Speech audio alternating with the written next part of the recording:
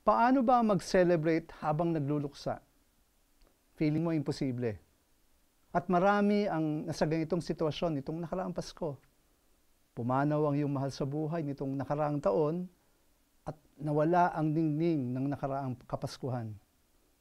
Habang ang ibang pamilya nagkakasayahan, ikaw naman ay balot ng kalungkutan. Walang dapat ikahiya sa nararamdaman mo.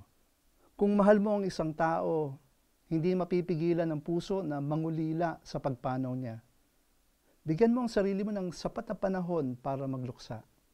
Okay lang ang umiyak. Makakatulong sa proseso at magbibigay ng comfort sa iyo yung pagsulat ng nararamdaman mo sa isang journal.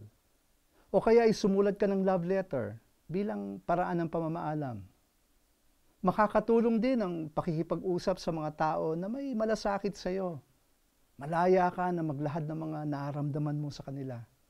At pwede ka nilang matulungan na makaahon sa kalungkutan mo. Pero higit sa lahat, pwede kang lumapit sa Diyos. Pwede kang umiyak sa Kanya at tutulungan Kanya sa kalungkutan mo. Ang sabi sa Book of Psalm, "When the righteous cry for help, the Lord hears and delivers them out of all their troubles. The Lord is near to the brokenhearted and saves the crushed in spirit." Pray tayo. Lord, alam mo po ang sakit na nadarama ko sa panahon ng pagluluksa. Yakapin mo po ako. I-heal po ninyo ang durog kong puso.